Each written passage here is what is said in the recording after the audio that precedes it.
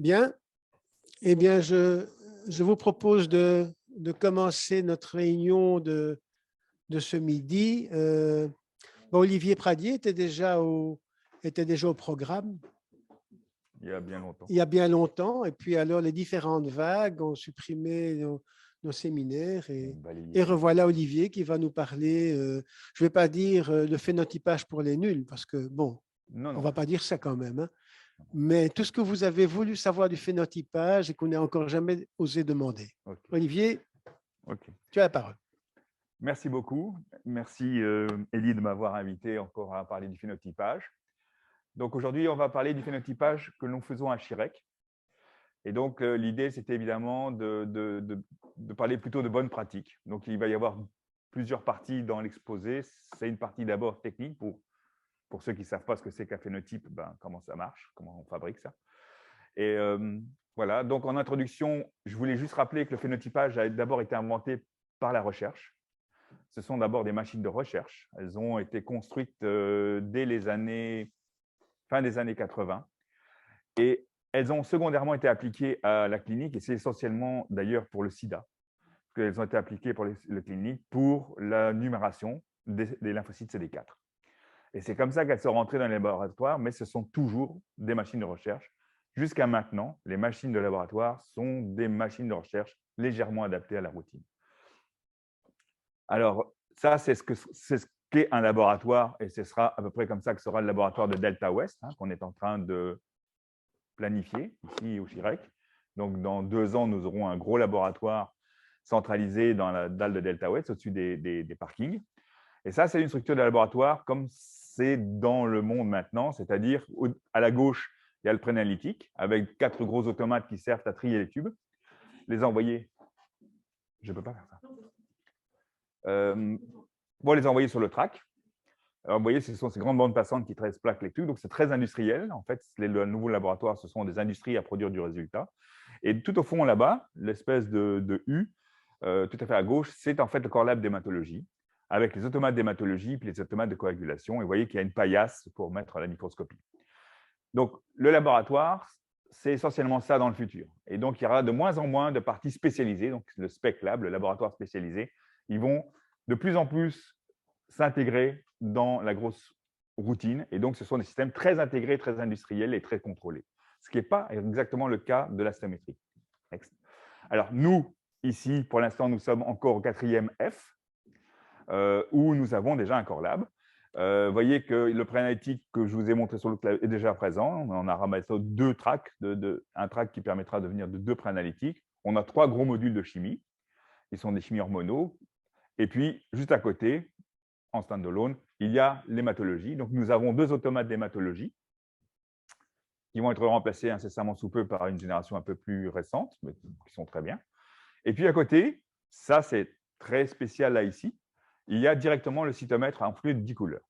Ce qui est très spécial ici, c'est que la cytométrie a été intégrée dans l'équipe de routine, parce que d'habitude, la cytométrie, c'est un laboratoire spécialisé. Et donc, c'est un laboratoire avec une équipe qui est dédicacée à faire de la cytométrie, qui ne fait que de la cytométrie. Et ici, ça a été différent. Donc, on a modifié l'approche de la cytométrie pour pouvoir intégrer la cytométrie directement dans la routine. Et donc, c'est la même équipe qui fait non seulement les automates d'hématologie, mais derrière, vous voyez les automates de coagulation. Tout au fond, là-bas, c'est la banque de sang. C'est la même équipe qui fait l'hématologie, la coag, la banque de sang, la cytométrie et les liquides. Et donc, il a fallu faire évoluer la cytométrie pour la rendre de plus en plus proche d'un système de routine clinique. Next. Alors, actuellement, notre cytométrie, elle sert à 3 choses. Je vais l'enlever carrément parce que ça, c'est pas du tout pratique. Notre cytométrie, elle sert à 3 choses. La première chose, elle est en support aux automates d'hématologie. Donc, vous savez que les automates d'hématologie sont construits pour être extrêmement sensibles et du coup, ils ne sont pas très spécifiques. Donc, ils fabriquent des faux positifs. Ils émettent des alarmes en permanence et ces alarmes doivent être contrôlées parce que ce sont très souvent des faux positifs. Donc, il y a derrière, dans tous les systèmes, dans tous les laboratoires, derrière l'automate d'hématologie, il y a une machine à faire des frottis. Et derrière cette machine à faire des frottis, il y a un microscope. Alors, dans 90% des laboratoires, c'est des microscopes digitalisés maintenant, mais ça reste de la microscopie. Et donc, les alarmes des automates sont traduites en une microscopie qui va contrôler l'alarme. Donc, nous ne faisons pas ça. Nous contrôlons avec le cytomètre.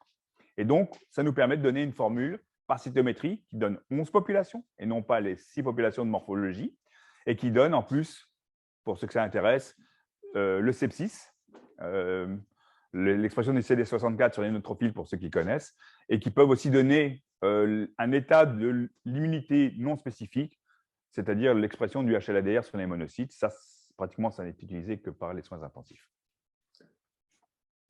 Pour reprendre sur le CD64, là qu'on voit apparaître de façon assez régulière, c'est vraiment spécifique. Autrement dit, on voit 16 000 blancs parce qu'on a mis de la cortisone ou 16 000 blancs parce qu'il y a une infection à pneumocoque. Le CD64 va permettre de faire la différence? Normalement, oui. Okay. Mais vous verrez, souvent dans mon travail, ça sera une bonne valeur prédictive négative. Pour les soins intensifs, ce qui compte, c'est plutôt la valeur prédictive négative. C'est est-ce que j'ai un sepsis bactérien et je vais mettre des antibiotiques ou pas? Et c'est plutôt dans cette optique-là que les soins intensifs résonnent, ou les cliniciens résonnent en se disant « Ok, le CD64 est négatif, je ne mets pas d'antibiotiques ». C'est plutôt dans cette option-là qu'ils résonnent. Mais je n'en parle pas trop. Le deuxième gros travail, c'est le support à l'hémato-oncologie. Donc ça, c'est une capacité que nous avons depuis maintenant une vingtaine d'années. Tous les laboratoires. Alors, les laboratoires de Belgique, il y en a 44. Et il y en a à peu près 25 qui font de l'hémato-onco. C'est tout ce qu'il y a sur toute la Belgique. Donc, ce n'est pas fréquemment distribué. Donc, l'hémato-onco, c'est vraiment notre core business historiquement. C'est la recherche de monoclonalité, la recherche de leucémie, la recherche des myélomes. Et ça, on fait très bien. Myélodysplasie, myéloprolifération, tous les laboratoires ne le font pas. Nous, on s'amuse à le faire. C'est vraiment bien. Ça s'amuse beaucoup. Bien entendu, c'est le diagnostic de leucémie aiguë. Ça, c'est le core business de la cytométrie de flux spécialisée. Et le dernier point, donc la diade suivante, c'est en fait, donc ça, Chirec Only, pour ce qui était de la formule 11 population. C'est le deuxième point, c'est en immunologie. L'immunologie, c'est compliqué. J'en parlerai tout à l'heure, mais pour l'instant, notre compétence, c'est évidemment l'historique, la numération des CD4, CD8, TBNK, ça c'est la base. Dans les 40 laboratoires, en fait, la grosse majorité font ça. La maturation des lignées lymphocytaires, c'est intéressant parce que ça permet d'aller rechercher les immunodéficiences. C'est un screening, ça n'est pas du diagnostic. Et l'état d'activation, ça nous permet aussi de voir, bon, l'activation aiguë, oui, on voit très, très, très bien les viroses. Ça n'a pas beaucoup d'intérêt en général, ce n'est pas à demander parce qu'on ne diagnostique pas les viroses avec ça, mais on les voit extrêmement bien. Et les maladies chroniques, maladies inflammatoires immunomédiées, on les voit, mais c'est compliqué. Et vous voyez, donc, on va passer au suivant. Donc, ce que je voulais vous montrer, c'était ça. Donc, nous avons une cytométrie d'un hôpital général. Donc, je vous ai mis à côté le panel que fait Erasme Bordet et l'UDERF via le laboratoire central qui s'appelle le LUB. Ils ont évidemment une cytométrie de troisième ligne. Ils sont obligés, eux, par exemple, de faire le typage complet d'une leucémie.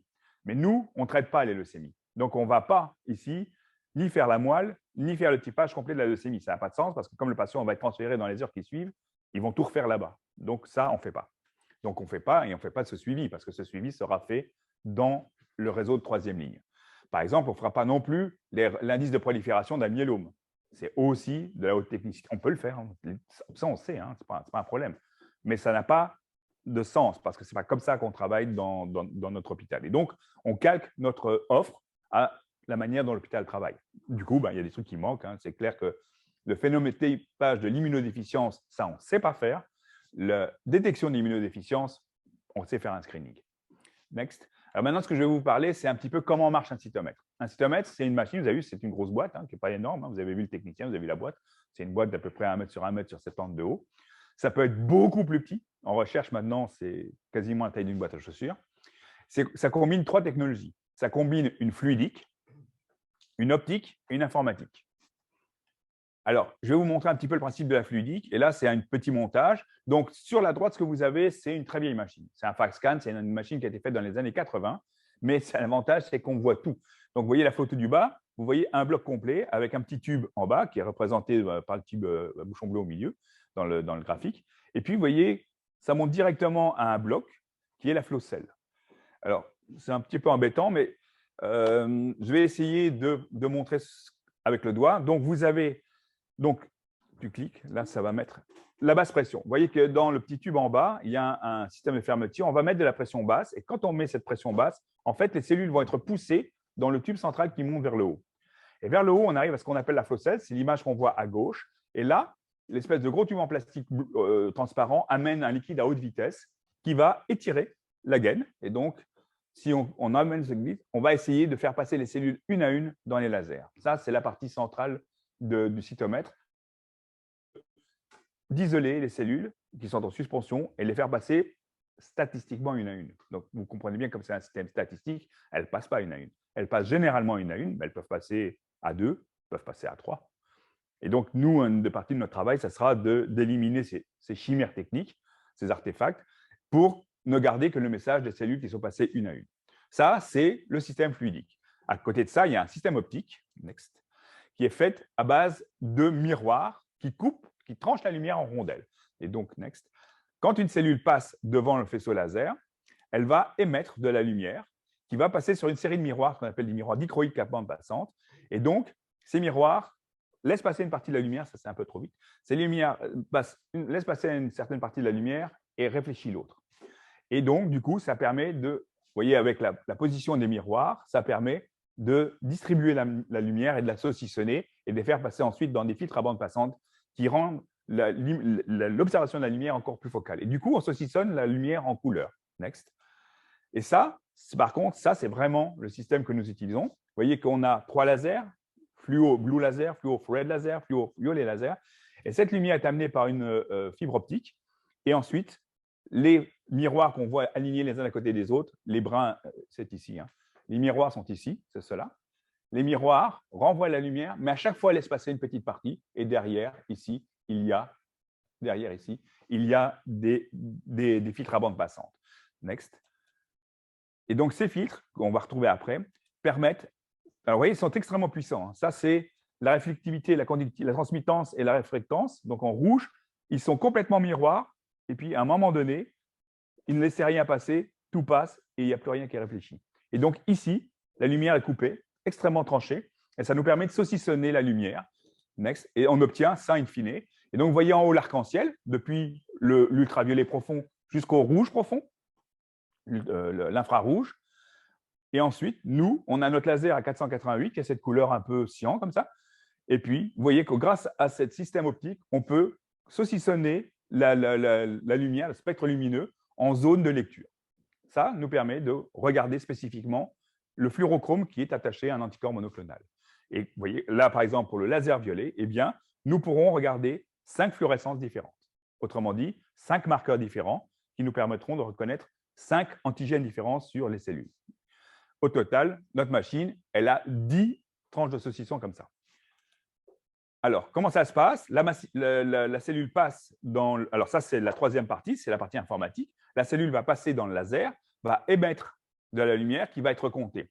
Et si, par exemple, on a une cellule qui est faiblement marquée avec le fluorochrome bleu, eh bien, ça va venir se poser sur ce diagramme. Vous voyez qu'il y a un diagramme avec 2 logs de fluorescence. Si elle est plus fortement fluorescente, elle va se positionner au même endroit parce qu'elle ne fluoresce pas du tout en orange. Il n'y a pas de marqueur orange. Et donc, elle va s'aligner sur la ligne bleue.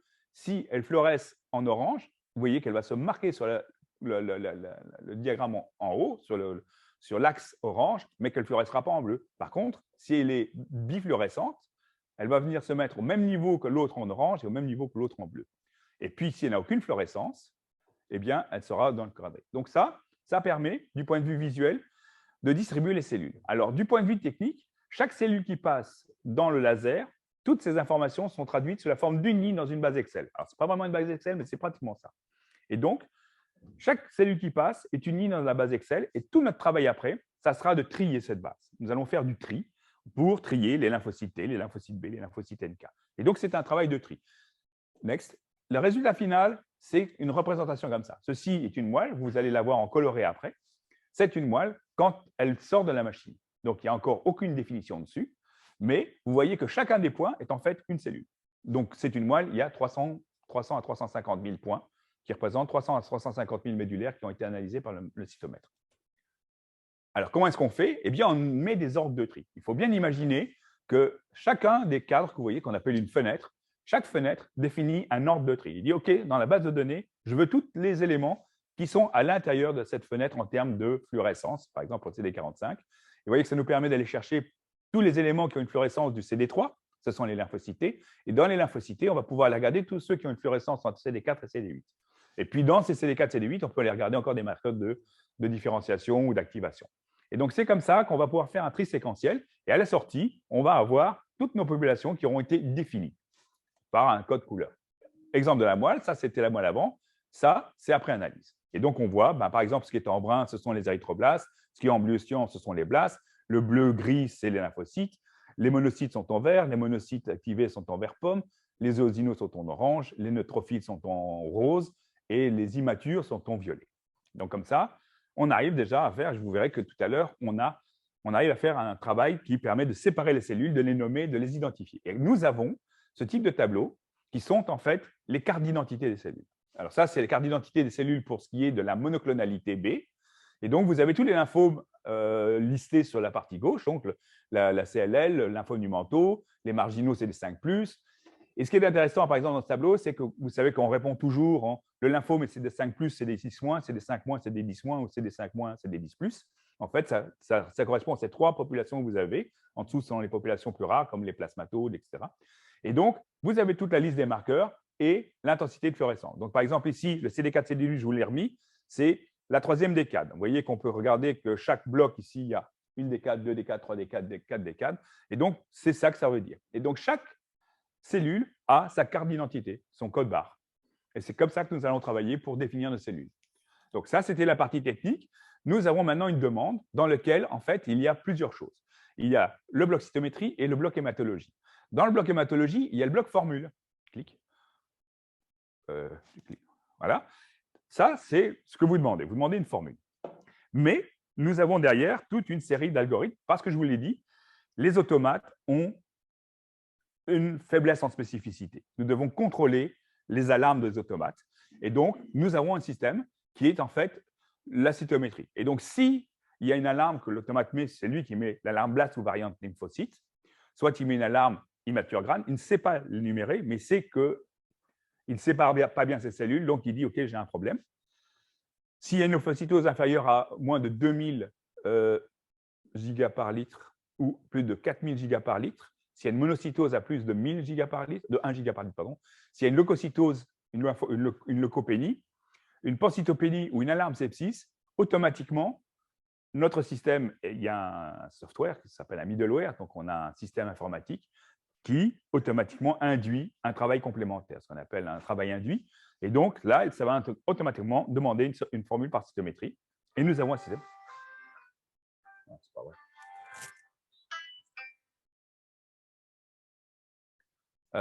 Automatiquement, ça va demander. Alors, je vais vous montrer un cas. Par exemple, dans ce cas-là, ce qui se passe, c'est qu'on observe une lymphocytose à plus que 4000. Là. Si on regarde bien, la lymphocytose est essentiellement, tu peux cliquer parce qu'il y a voilà, donc c'est une lymphocytose. Automatiquement, on va faire cette cytométrie qui est là. Et la cytométrie va nous montrer que donc, ça va analyser la lymphocyte T. Donc, vous voyez que la cytométrie permet de voir toutes les cellules. Et ça va être un problème sur les lymphocytes T. On va arrêter là. Parce que c'est une lymphocytose T. Et à moins de 6000, dans nos algorithmes, on ne recherche pas la monoclonalité T. Et on s'arrête là. Mais on sait que la lymphocytose est due à des lymphocytes T. Et on s'arrête là. On pourrait aller plus loin, mais ça n'a pas de raison. Ça n'a pas d'apport clinique. Le cas suivant, par contre, un autre cas. Donc, si on clique, le cas suivant, c'est une femme beaucoup plus âgée qui vient pour un problème tout à fait de chirurgie, de hernie étranglée. Et on obtient la même chose, mais pas beaucoup. Clique. Voilà. Et donc, à ce moment-là, on obtient de nouveau une lymphocytose augmentée, mais ce coup-ci, c'est une lymphocytose sur les lymphocytes B avec les lymphocytes T normaux. Voilà. Et donc, ça, de nouveau, ça induit la lymphocytose induit une cytométrie, donc une formule par cytométrie. Et là, on va observer qu'effectivement, comme CDB, ça induit automatiquement un des typages, qui est le typage kappa lambda, le petit typage, vas-y. Et donc, ça va être une recherche de monoclonalité. On a une lymphocytose B isolée, les lymphocytes T sont normaux. Qu'est-ce qu'on fait avec ça? On fait une recherche de monoclonalité. Ça, c'est l'image normale. Donc, si vous vous rappelez, les lymphocytes B sont particuliers, ils y mettent ils expriment soit une chaîne légère lambda, soit une chaîne légère kappa. Pas les deux. Ils sont soit un type, soit l'autre type. Et donc, je vous rappelle que chacun des petits points que vous avez ici, c'est un lymphocyte B. Et donc, dans le sang, là, il y a par exemple, on a analysé un peu plus de 3000 lymphocytes B, eh bien, ils se sont répartis en kappa pour 53% et en lambda pour 42%. Ça, c'est strictement normal. La patiente, on voit ici une grosse tache bleue, ici, qui est un cluster. On voit très, très bien qu'au superposé à la normalité, il y a un cluster. Et donc, on a répondu cela. Donc, c'est des cas tout à fait de la routine. Je peux vous retrouver des patients, hein, la suite. Donc, c'est ce problème-là, c'est ce cluster. Et donc, la suite, c'est qu'effectivement, on a répondu.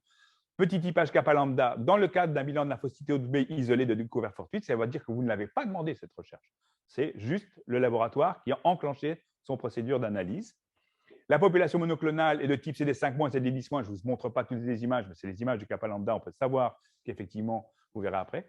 Avec un phénotypage plus proche de cellules de la zone marginale, mais bien qu'à ce stade, elles soient inférieures à 5000, c'est les critères de l'OMS, ça préconise une prise en charge hématologique avec un bilan standard de recherche d'une atteinte plus systémique ganglionnaire. À ce stade-là, ce phénotypage-là, ça peut être deux choses. Ça peut être une maladie tout à fait banale, c'est-à-dire une MBL, une monoclonale B lymphocytosis, une lymphocytose B monoclonale bénigne, mais ça peut être aussi une fraction circulante d'une pathologie ganglionnaire. Donc, nous, on ne sait pas. On ne peut pas savoir. Donc, il faut que les hématologues aillent regarder si c'est complètement banal et que c'est la forme de Bagrad qu'on va suivre une fois tous les ans ou pas. Et puis, ou l'interniste. Ou l'interniste. L'hématologue ou l'interniste. Enfin, tous les internistes. Les médecins cliniciens qui prennent ça en charge. Et alors, il reste, vous voyez, on précise aussi qu'il reste une population lymphocytaire B normale et que là, on n'a pas de déficit immunitaire. Je vous montrerai après pourquoi. Next. Alors, vous pouvez aussi, dans la demande, demander la formule spécifiquement. Next. Clic. Dans plusieurs cas. Si vous avez un patient que vous connaissez avec des blasts, bah, vous pouvez demander le taux de blast.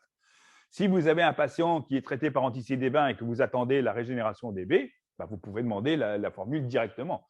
Ce n'est pas nécessaire de faire une cytométrie, c'est juste une numération. Et cette petite typage, qui est gratuit, hein, c'est de l'hémato. C'est compris dans la formule. Hein. Donc là, il n'y a pas de complément de finance, c'est compris dans la formule. Ça fait partie de la routine. Donc, ce n'est pas une charge en plus ni pour les cliniciens, ni pour le patient. Et donc, dans un certain nombre de cas, si vous cherchez la formule, ben, vous avez qu'à cliquer dessus. Alors, l'indice de sepsis, c'est pareil, c'est si vous avez un doute en salle, ben, vous pouvez cliquer ça, on ira chercher le CD64. En plus, dans la nouvelle machine qu'on a, on a en plus un indice de sepsis intégré dans les nouveaux automates. Donc, on aura une bonne vision du sepsis. On va probablement la faire évoluer dans les années qui viennent parce qu'il y a encore maintenant un nouveau marqueur qui permet non seulement de bien voir qu'il y a un sepsis, mais de bien séparer sepsis viraux, sepsis bactérien. Ce n'est pas encore en routine, mais à mon avis, d'ici la fin de l'année, on devrait être dans cette routine-là. Alors là, ce que je voudrais montrer, alors j'avais fait une grosse bêtise psychologique. J'ai paniqué mes cliniciens parce qu'au début, je libérais la formule 11 population avec marqué BLAST. Et dans la tête de mes cliniciens, je n'avais pas réalisé, mais BLAST, c'est leucémie. Et donc, dans ma tête à moi, BLAST, c'est des blasts, c'est-à-dire des cellules immatures. Et dans ma tête à moi, ces blasts-là, c'était les blasts que vous voyez en haut, c'est les cellules hématopoïétiques circulantes. Donc, j'ai changé le terme maintenant, mais ce sont des cellules hématopoïétiques circulantes. C'est les cellules qui régénèrent le sang et elles circulent. Toute personne qui se balade a un tout petit peu de cellules circulantes. Vous voyez notre niveau de précision. Donc, on va à 1 sur 10 000. La normale, c'est entre ça, c'est les trois premiers, rarement au-delà de 0,1%. Ça, c'est vraiment, ça commence à être quelqu'un qui a un petit sepsis ou un truc comme ça qui commence à libérer des cellules, à mobiliser des cellules. Et vous voyez qu'elles ont un niveau de CD34 assez clair, assez élevé. Et puis là, les cas d'en dessous, c'est des cas pathologiques. Vous voyez qu'on a déjà un petit cluster dans celui à 0,33%, un petit cluster, une petite boule, et vous avez déjà des blasts qui commencent à perdre le 45. Vous y voyez exactement la même image dans la leucémie. Là, c'est un gros cluster, et vous voyez qu'une fraction des blasts perd le CD34. Et donc, là, on a une précision, vous voyez, 0,33, on a une précision bien supérieure à celle qui est demandée par l'OMS, qui est de 1%. Nous, on voit, on peut lire à partir de 1 sur 10 000. On peut lire à partir de 0 cellules par microlitre. 0,1. Donc voilà, ça, c'est notre niveau de précision. Alors là, on va passer à la deuxième partie de la cytométrie. Jusqu'à maintenant, ce que c'était de la routine. L'intérêt de cette routine, c'est qu'elle est faite par les techniciens de jour. Et donc, on peut l'obtenir 7 jours sur 7. On peut l'obtenir tous les jours, et le samedi matin, et le dimanche matin. Donc ça, c'est un intérêt parce que on a déjà plus d'informations. Et en cas de leucémie ou choses comme ça, on a déjà l'information de la cytométrie, pas complète, Mais en plus, les techniciens du matin savent faire la cytométrie spécifique. Donc, en général, ils se lancent tout de suite à faire un SLD. Donc là, il y a une autre cytométrie qui est donc celle qui d'habitude se fait dans un laboratoire spécialisé en dehors de la routine et en dehors du Core Lab. Là, elle est intégrée dans le Core Lab.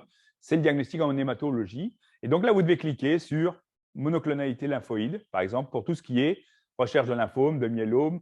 En cas d'éosinophilie, vous suspectez que c'est un lymphome. Donc, vous pouvez cliquer là-dessus. Et ça va déclencher les deux typages, SLD et kappa lambda. Si c'est un problème, vraiment, vous êtes dans de l'hématopue, en train de vous dire, oh là là, est-ce que c'est une myélodysplasie, etc. Là, nous, on va plutôt faire le myélodif, que je vous montrerai juste une dia sur les moelles, parce que c'est la même. Et ça sera un myélodif kappa lambda. Et là, on couvre à peu près tous les problèmes hémato avec ces deux-là. Donc ça, voilà, vous avez sur ce tout petit système les deux éléments qui sont clés pour l'hématologie. Plutôt pathologie lymphoïde, plutôt pathologie myéloïde. Vous cliquez sur un des deux carrés. Pour la suite, pour la cytométrie de flux en immuno, il y a le classique pour tous ceux qui suivent l'énumération TBNK, donc par exemple pour le suivi dans le HIV, mais c'est aussi valable si vous faites une sarcoïdose et que vous voulez chercher la lymphopénie CD4. Voilà, donc là, vous cliquez HIV, mais vous n'aurez qu'une numération. On a même enlevé la conclusion parce qu'il n'y a rien à conclure. C'est juste vous regardez les chiffres et puis c'est tout.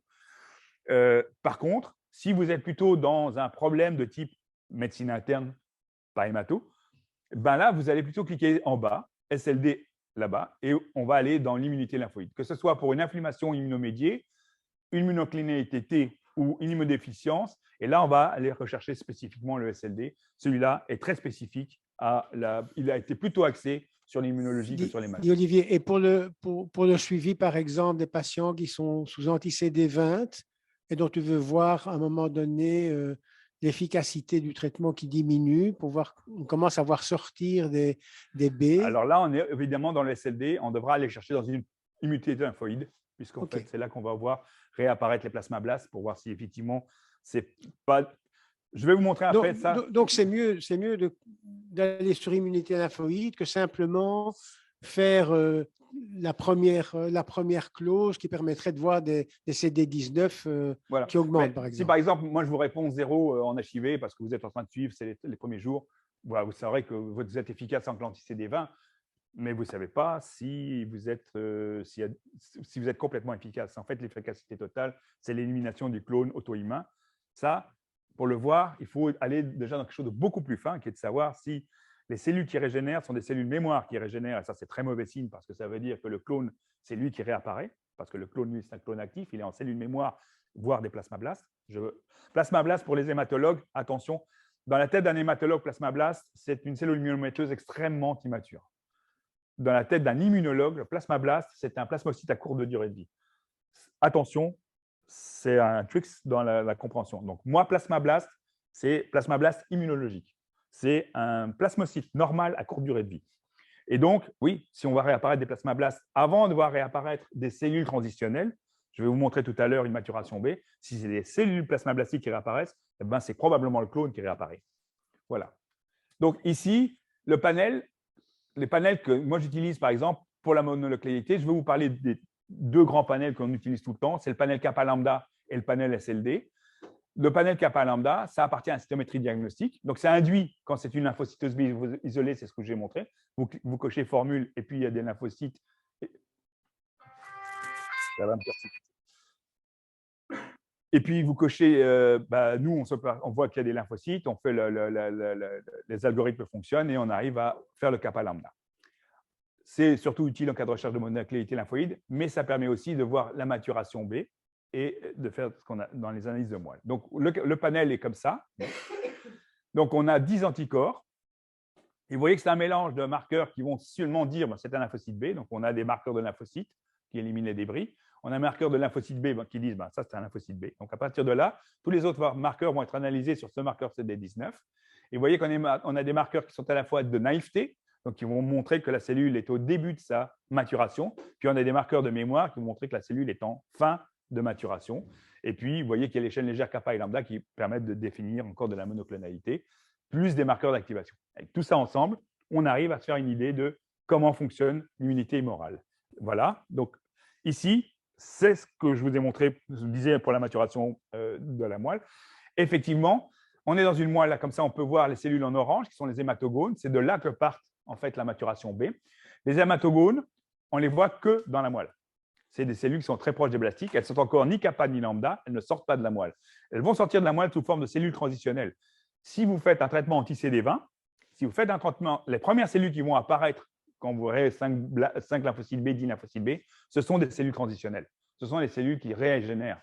Et donc, nous, on peut suivre comme ça la récupération des lymphocytes B, mais seulement dans un cadre où on fait du kappa lambda. On ne pourra pas du tout le voir sur un cytodif. Et donc, vous voyez qu'on arrive à une grosse population brune qui sont en fait des naïves prégerminales. Je vais faire une incise qui n'a rien à voir avec la cytométrie, mais il faudrait que vous vous rappeliez que l'immunité, elle est complexe. En fait, on a 3 couches immunitaires. On est un oignon à 3 couches en immunité.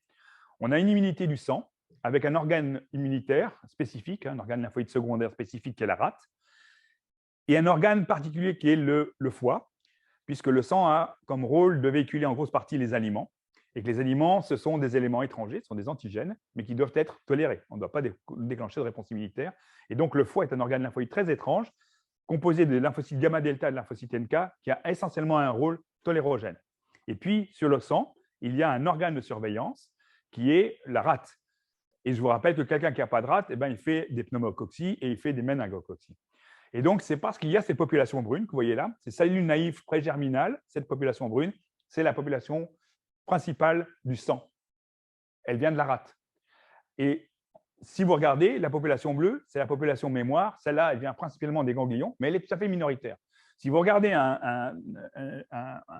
les immunoglobulines majoritaires, c'est l'IgG.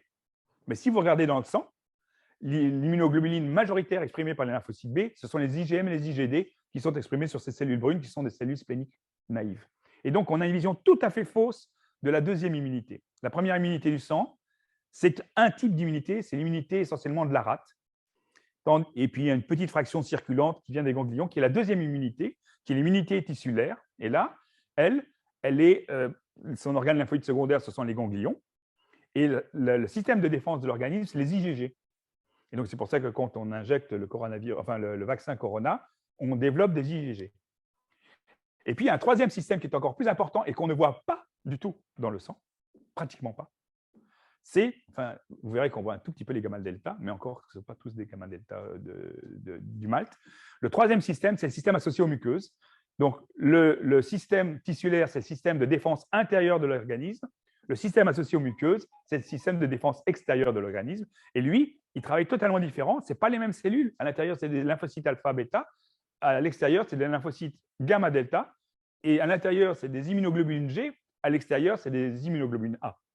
Et donc, on n'est pas du tout dans le même système. Et ces deux systèmes ne se parlent pas. C'est pour la raison pour laquelle on s'est tous vaccinés contre le coronavirus, mais qu'Omicron passe tout le monde, à travers tout le monde, par la bouche et le nez. Parce qu'on n'est pas... notre système de défense nous a protégés contre l'hospitalisation, mais ne nous protège pas, n'a pas informé l'ORL. Donc, le malt n'est pas informé, donc le malt reste naïf vis-à-vis du virus.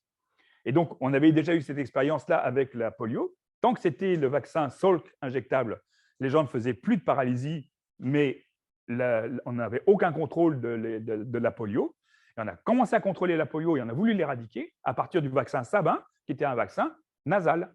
Et donc, à ce moment-là, on immunisait au niveau du malt et ça bloquait la transmission. Et donc, pour l'instant, nous n'avons pas ça. Alors, Omicron est en train gentiment de nous vacciner le nez. Et donc, on a une chance, pour ceux qui sont vaccinés et qui feront un Omicron par-dessus, d'être complètement bétonnés. Next. Donc, voilà un cas de monoclonalité. En haut, vous avez la normale, kappa lambda, comment ça s'appelle, les hématogones. Vous voyez la maturation. Et cette population brune. Et puis, vous voyez qu'on peut voir effectivement les bruns, les bleus clairs, tout ça, on peut voir toutes les différentes populations de la maturation que je vous ai montré. Le cas d'en dessous est un cas de biclonalité. Vous voyez qu'on a dans le kappa deux populations, une violette et une brun clair, à la place de la normale, au-dessus de la normale, et puis il persiste une normale qu'on voit dans la population lambda. Ce qui est intéressant, c'est que si vous regardez dans la maturation, la population brune a complètement disparu.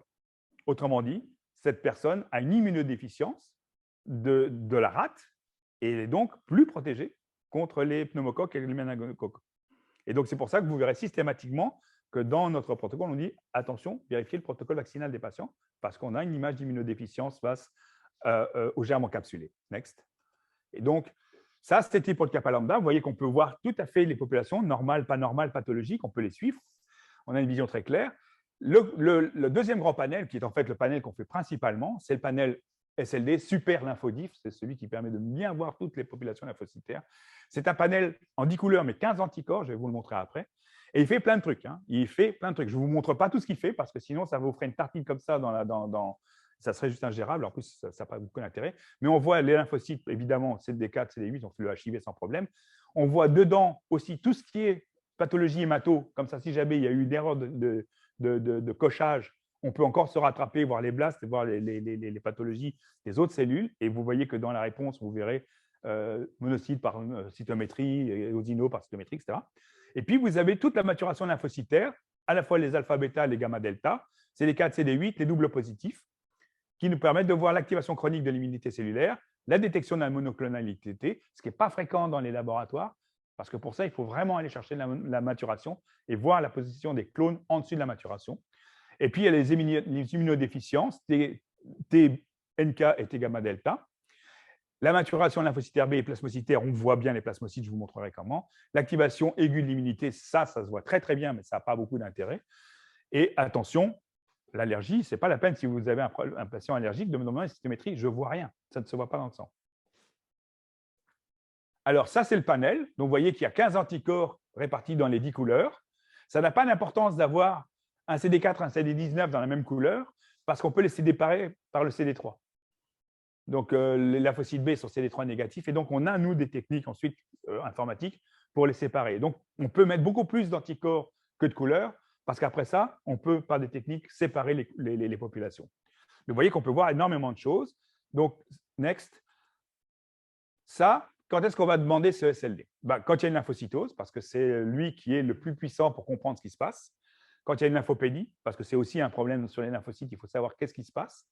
Dans un bilan d'adénopathie, parce qu'on voit tous les problèmes, qui soient TB, NK, donc on les verra dedans.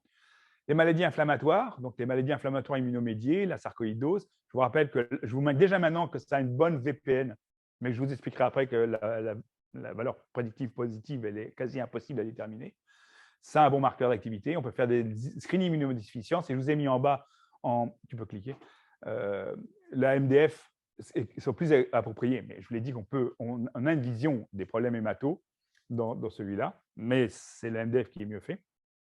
Et puis l'infection virale, ça se voit très bien, mais ce n'est pas justifié. On ne va pas faire un diagnostic de virose avec ça. Alors, il y a des populations lymphocytaires T non conventionnelles qui sont décrites dans la littérature. Vous voyez, en haut, en rouge, c'est la littérature, hein, donc c'est sorti des articles en 2004.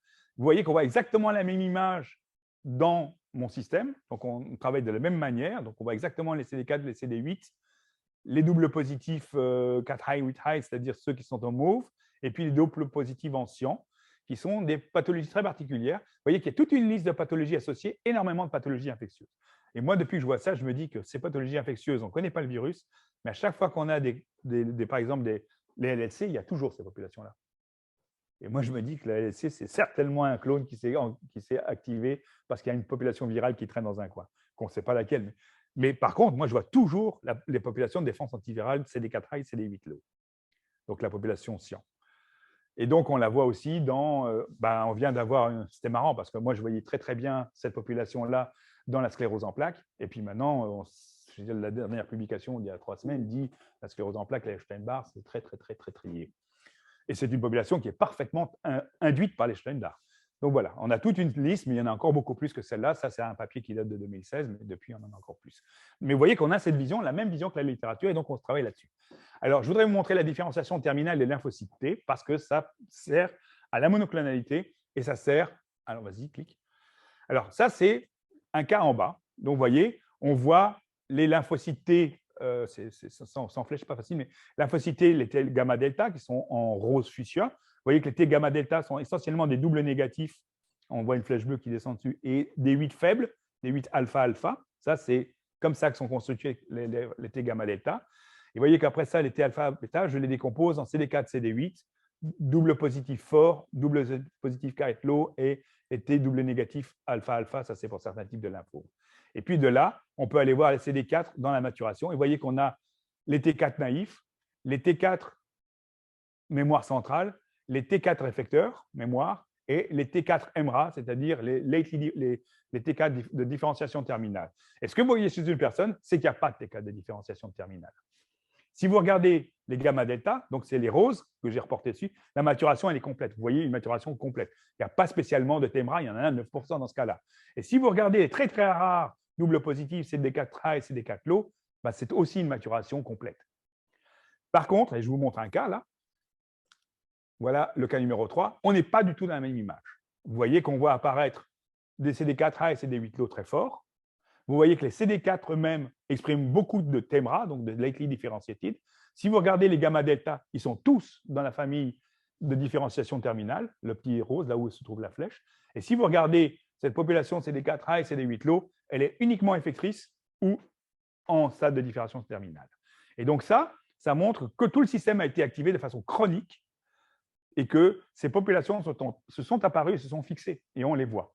Et donc ça, c'est un bon signe de différenciation terminale.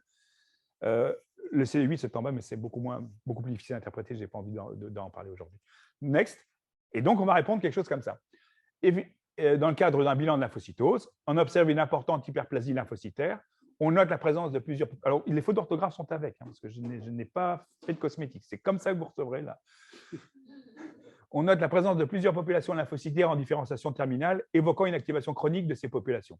Ainsi, la majorité des T lymphocytes gamma-delta, ce que je vous ai montré, de la population non conventionnelle double positive 4A et 8 low, ce que je vous ai montré, et près de 35% des lymphocytes CD4 sont en différenciation terminale. Ça, c'est vraiment une image que le système est activé.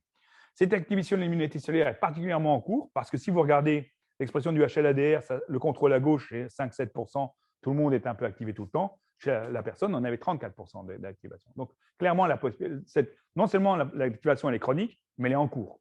Comme ça, on peut voir comment fonctionne le système. Donc, la lymphocytose est réactionnelle, il n'y a pas d'évidence de monoclonalité. Le système était clair.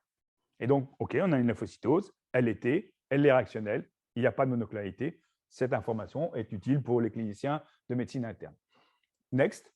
Un autre cas, et donc là, je vous mets directement les images. Femme de 53 ans en médecine générale, je n'ai pas de données. Et j'ai exactement la même image. Vous retrouvez exactement les CD4 high et CD8 low. Vous retrouvez les CD4 en différenciation TMRA, en différenciation terminale. Et vous voyez que tous les gamma-delta sont aussi en différenciation terminale. Et donc, on regarde, les lymphocytes sont strictement normaux. La personne, elle est en médecine générale, elle ne se plaint de rien. Mais il y a très clairement une image d'activation chronique de l'immunité. Et donc là, je réponds de façon différente, parce que c'est pas… C'est pour ça que je vous parle de valeur prédictive et négative. Moi, je ne sais pas ce qui se passe à ce moment-là. Elle, c'est en activité, mais je vais répondre ça. Donc, c'est une grosse tartine, parce qu'évidemment, c'est tout ce que je vous ai dit, c'est la même chose. Donc, il y a une augmentation des T gamma-delta, de la population non conventionnelle. Là, je précise, parce que c'est de la médecine générale associée à des infections HIV, hépatite B, C, CMV, maladies auto-immunes et certaines néoplasies. 21% des CD4 sont dans une différenciation terminale. Cette activation de l'immunité cellulaire est probablement en activité, puisqu'il y a une surexpression. Vous voyez 27% du HLA-DR sur les lymphocytes CD4. Pas d'activité de l'immunité murale, présence de signes biologiques d'une activation chronique du système immunitaire. Alors, signes biologiques du système immunitaire avec des signes d'activité en cours, en l'absence d'une clinique associée. Cette observation est anecdotique, mais prend tout son sens en cas de fatigue, irritabilité, trouble du sommeil. Pas d'argument pour une monoclonalité. Ça veut dire qu'on est exactement dans la problématique du Covid. Il y a des cas de vide asymptomatiques. Et là, moi, je ne sais pas ce qui se passe. Et il peut avoir très, très facilement une réponse immunitaire, mais elle se comporte très bien, elle est complètement contrôlée, et c'est une réponse immunitaire asymptomatique, et on ne traite pas de la biologie. Ben alors, ce type de population, si vous regardez la littérature, elles sont associées à un tas d'ennuis, des ennuis cardiaques et des machins. Mais je ne peux pas vous dire qu'elle va faire un problème cardiaque. Je n'ai pas. Donc, la seule chose que je peux dire, c'est que c'est intéressant. Si vous avez quelqu'un qui vous raconte qu'il est très fatigué, etc., et vous faites un typage et qu'il n'y a rien, ça, c'est quand même très bizarre. En général, le typage est assez sensible. Si le typage ne montre absolument aucune population d'activité chronique et que la personne vous raconte un syndrome de fatigue chronique, c'est douteux. Donc, plutôt une valeur prédictive négative. Voilà. Next. Alors, je vais effacer cette partie-là. Alors, quelles sont les complications de cette problématique? La première, c'est les valeurs de référence. C'est un très gros problème dans la littérature pour nous. La littérature est très inconsistante parce que si vous prenez 100 personnes en bon état, eh ben, il y en aura probablement 30 qui ont une réponse immunitaire en cours. Parfaitement contrôlée, sans signe clinique, mais biologiquement tout à fait détectable. la valeur normale des plasmablastes, ça a été un casse-tête. Elie qui est là, il les a vus à Erasme. Mais à l'époque, c'était 7,2. Et maintenant, c'est 3,6. C'est quasiment la moitié. Parce qu'on a on a dû refaire nos valeurs de référence en faisant ce qu'on appelle du data mining. C'est-à-dire qu'on on regarde notre groupe et on élimine une première fois, puis une deuxième fois, puis une troisième fois les outliers avec un texte de D'Agostino, jusqu'à ce qu'on ait l'impression d'avoir un groupe homogène. Et là, on fait la valeur de référence dessus. Alors, c'est un gros biais. Je ne sais pas pourquoi j'élimine ces gens-là. Je ne peux pas affirmer qu'ils ont un problème de maladie, mais je considère ça. Et la routine me montre, les gens normaux, ils ont des CD4, il n'y a pas de valeur, il n'y a pas de CD4 à différenciation terminale. Donc, mais c'est extrêmement difficile. En plus, le système immunitaire se modifie avec l'âge. Comment nous, on va faire pour faire la différence entre un vieillissement philosophique et un vieillissement de société? Je vous rappelle qu'ici, on est dans une population qui n'est pas normale. La population normale, c'est pour ça que j'appelle ça des valeurs de référence, ce n'est pas des valeurs normales. Notre population n'est pas normale. Si vous regardez le cholestérol des Belges, on a mis la barre à 180, 200 suivant les laboratoires. Si vous faites le même dosage, c'est un Indien chasseur-cueilleur d'Amazonie, ils sont tous à 90 avec un maximum à 110. Ça, c'est probablement la valeur normale de l'humain. Mais nous n'avons pas une valeur normale. On a une valeur de référence de notre société qui vit comme ça. Même problème ici. Qu'est-ce que c'est qu'une personne âgée? Est-ce que la personne âgée, moi je crois que la personne âgée elle a le même système immunitaire qu'un jeune. C'est l'impression que j'ai.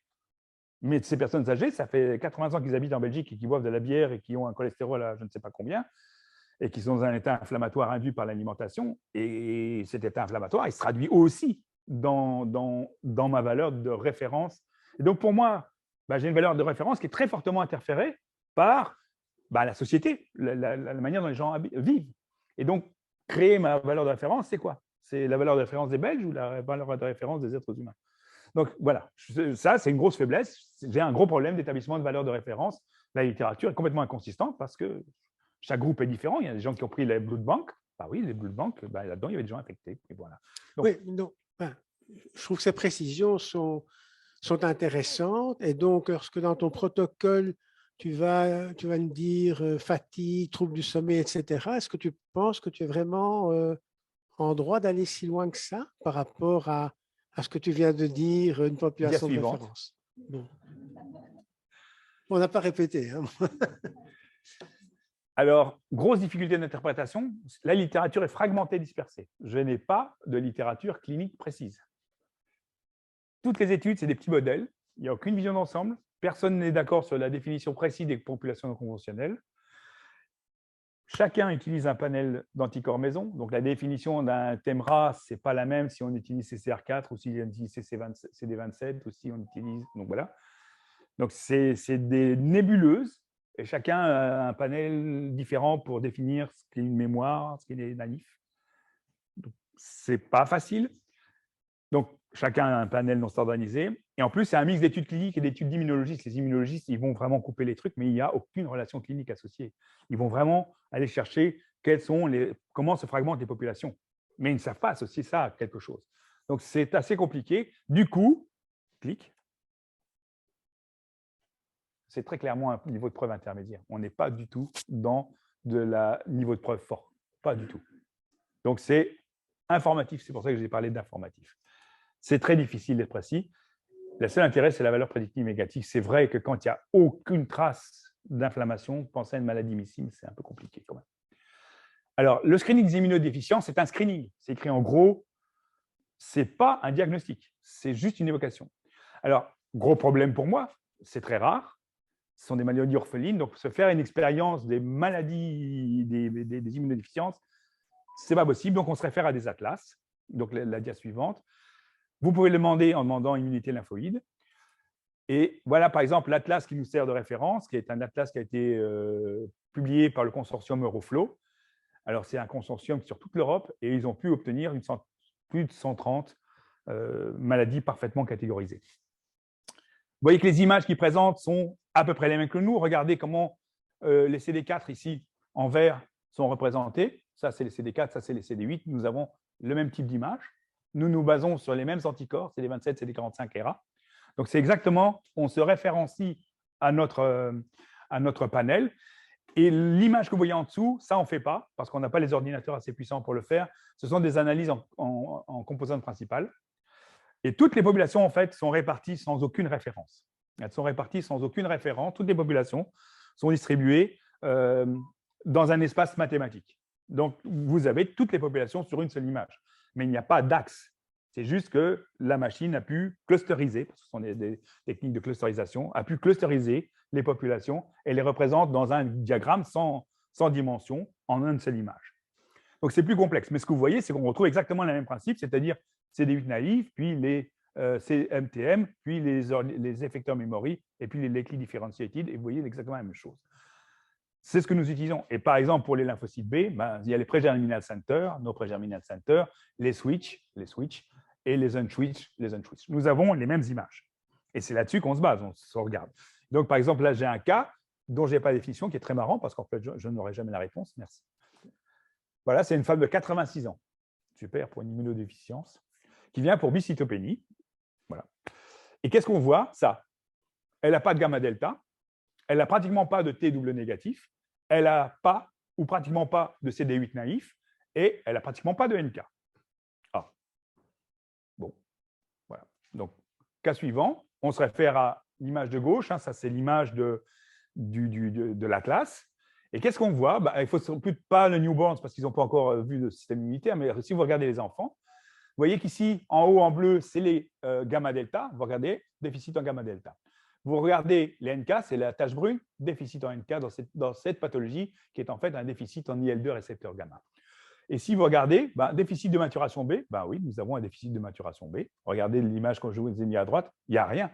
Il y a juste la cartage de brune qui sont les splénocytes. Et puis, déficit en T double négatif, nous avions un déficit en T double négatif. Déficit en CD8 naïf, nous avions un déficit en CD8 naïf. Problème, donc voilà, je vais répondre que c'est la réponse, qu'il y a, le bilan, pas d'argument pour une origine centrale, pas de dysplasie des neutrophiles, pas d'excès de base, pas de myélémie. Par contre, l'analyse de la population lymphoïde est étrange. Oui. Ça ressemble à un déficit immunitaire, puis je redécris tout ça, sauf que la patiente a 86 ans, donc on ne va peut-être pas les s'enquiquiner, aller rechercher l'IL2 récepteur déficit. Voilà. Donc, next. Je voudrais juste vous montrer une dernière dia. Ça, c'est le myélodif. C'est donc myélodif, hein, c'est le typage. Alors, lui aussi, c'est un 16 anticorps 10 couleurs.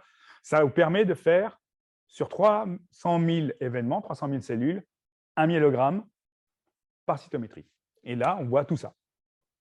Donc, on peut voir la maturation des érythroblastes, on peut voir la dysplasie des érythroblastes, on voit les sous-populations de blastes avec les cellules souches hématopoïétiques, on peut voir les basophiles, tous les lymphocytes BT, NK, les CD4, CD8. On peut voir la maturation monocytaire avec les promonos, les monos et les monos non classiques. On peut voir et énumérer les mastocytes, les éosinophiles, les macrophages, toute la dysplasie de l'anémie myéloïde. On peut voir les cellules myélomateuses avec une sensibilité de la recherche de la maladie résiduelle jusqu'à peu près 1 sur 5000. Et puis, vous voyez que la différence entre la normale, où on voit effectivement deux populations, les plasmablastes qui sont donc les plasmocytes à courte durée de vie et les lymphocytes à longue durée de vie, long life plasmocytes, eh bien, c'est dans cette population évidemment qu'apparaît les cellules myélomateuses et on voit exactement le cluster de cellules myélomateuses. Donc ça, en une seule image, on a une moelle complète. Au lieu de compter 400 cellules, on a 300 000 événements et donc on a une grande finesse de vision.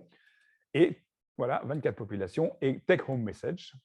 Donc, nous avons un phénotypage d'hôpital général. Donc, ne me demandez pas l'HPN, ça, je sous-traite. Enfin, vous pouvez me demander, mais ça, ce n'est pas moi qui vais le faire, je vais le sous-traiter. Les leucémies aiguës, je ne fais pas non plus. Vous pouvez par contre avoir 7 jours sur 7 11 populations, dont les blastes. On a une bonne fiabilité pour les pathologies hématologiques, monoclonalité, leucémie, myélome. Ça, on a une bonne fiabilité. On va avec des niveaux de précision de l'ordre de 1 sur 10 000, 1 sur 5 000. Donc, c'est bon. C'est un phénotypage informatif pour les pathologies inflammatoires. Donc là, je ne suis pas du tout au même niveau de fiabilité. Et puis, un cran en dessous, le screening des immunodéficiences, on compare avec des atlas. C'est tout ce qu'on peut faire. Mais bon, chez un enfant qui fait plein d'infections, mais qui a toutes ces populations, a priori, on ne va pas tomber sur un gros déficit de type CVID. Je vous remercie. Merci. Merci Olivier. Alors, il y a une série de questions. On va d'abord aller dans le chat. Je passe la parole à Jean qui a repris les questions. Oui, en fait, il y a d'abord trois questions très pratiques. Tu dis que le test, que c'est gratuit, mais en fait, quid du remboursement de ces anticorps monoclonaux? Alors, ceux de la routine, Oui. c'est le laboratoire qui prend en charge dans son organisation. Donc ça ne correspond à rien pour le clinicien ni le patient. Oui. Il paye exactement une formule comme c'était comme une formule. Ça ne change rien. Par contre, la cytométrie, c'est très cher. Donc un SLD, c'est un B4800. Ça veut dire que c'est cher. Ça veut dire un gros remboursement. C'est cher, la cytométrie. C'est technique cher. Et alors, une question toujours très pratique. Puis du temps de formation du personnel, en fait, des techniciens? Parce que je suppose qu'il faut quand même avoir une formation très pointue. Alors, les techniciens ont été formés pour le diagnostic technique. En fait, vous avez vu, je vous ai montré des fenêtres. Donc, leur métier, c'est le fenêtrage. Donc, eux ont appris les populations, ils ont appris les fenêtres, et quand il y a la variabilité interindividuelle, d'un individu à l'autre, il faut repositionner les fenêtres. Et ça, c'est leur métier. Ça m'a pris à peu près entre 6 mois et 1 an, suivant les personnes. Mais maintenant, ça tourne, je ne m'occupe plus de ça.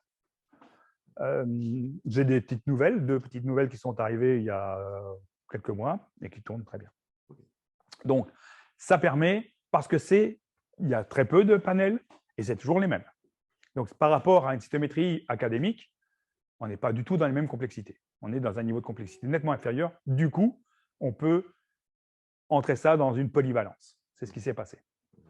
La partie biologique, toutes les conclusions, c'est Christine Tillman et moi. Ça, c'est clair que la partie biologique, c'est autre chose. Alors, c'est pas provocateur, mais c'est très intéressant. Y a-t-il encore un intérêt à utiliser un microscope? Alors oui, d'abord pour tout ce qui est globules rouges et plaquettes. Ouf. Donc, mais nous, on a beaucoup baissé. Hein. Donc, tout ce qui est globules rouges et plaquettes, ça reste intéressant. Alors, vous allez avoir apparaître dans les semaines qui viennent des indices de globules rouges pour pouvoir vous dire que si c'est une anémie of chronic disease ou une anémie ferriprive, voilà, ça, on va mettre ça en place. Ça sera un petit plus dans la réponse. Ça vient incessamment sous peu. C'est sous presse. Avec mon temps de réponse, ça va prendre encore quelques mois. Mais l'autre chose, c'est que rien n'est absolu. Donc, par exemple, le CD16, qui est le marqueur des polynucléaires, il y a un phénotypage qui peut disparaître parce qu'il y a une hétérogénéité dans la population. Moi, par exemple, je n'ai pas de CD16. Ce qui est marrant, c'est que ça tombe sur moi. Donc, moi, mes polis, ils n'ont pas de CD16. Donc, je ne sais pas faire un typage correct. Donc, il faut aller à ce moment-là contrôler par microscopie. On contrôle beaucoup moins. Et puis, il reste les liquides qui, pour l'instant, doivent passer en cytométrie, mais je pense que c'est mon successeur qui fera ça. Donc, on a toutes les techniques. C'est très compliqué, les liquides. Hein. C'est des univers très sales, très inflammatoires, très collants. Donc, c'est des univers compliqués en termes de technique, mais c'est très faisable. C'est très intéressant. Nous ne sommes pas entendus du tout, c'est en direct, mais c'était la dernière question qui avait été posée dans le chat. Quid des liquides, autres que le sang, évidemment, liquides pleuraux et autres. Donc, nos capacités immédiates, c'est ganglions, mais c'est les anapathes qui le font, donc pour l'instant, nous, on ne les voit pas. Un jour, peut-être qu'on aura un accord avec eux, nous les renverrons, mais pour l'instant, ils les envoient ailleurs.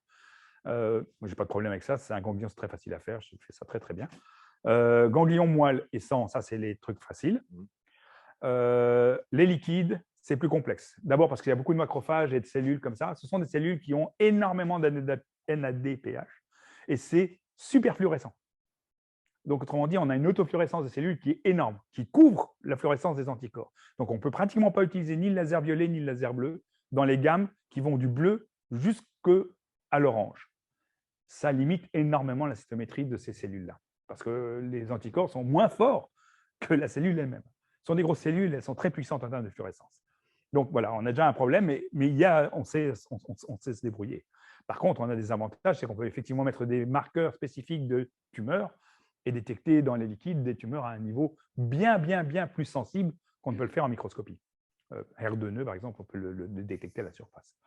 Donc voilà, c'est possible de travailler avec ça, mais ce n'est pas encore en routine. Question?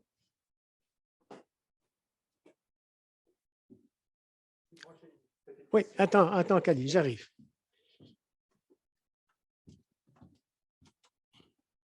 En tant qu'hématologue, j'ai une difficulté, par exemple, une fois que j'ai donné CD20, à quel moment c'est le meilleur moment pour vérifier si la personne a repris son immunité, entre guillemets, normale, et à quel moment je peux arrêter, en faisant par exemple cytométrie, les médications que je donne en prévention d'infection.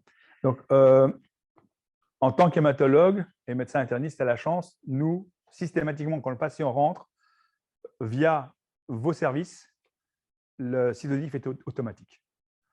Parce que ça nous pose un problème. On ne peut pas mixer la microscopie et le cytodiff. Sinon, on a des résultats débiles.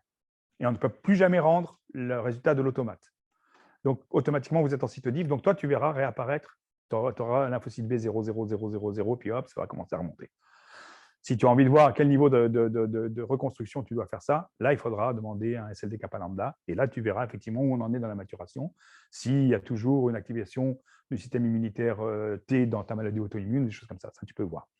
Mais donc, pour le suivi, par exemple, chez toi, des blasts, ou le suivi des lymphocytes B, la simple formule par cytométrie, ça suffit. Si vous n'êtes pas dans un service de médecine interne et que vous le voulez, vous devez cocher. Mais la médecine interne, en fait, ils n'ont pas vraiment besoin. Si ça vient des services, c'est automatiquement un cytodiff qui sera généré. OK. Bien. Pas d'autres questions? Non. Eh bien, dans ce cas-là, voilà, on termine à l'heure. Merci, Olivier.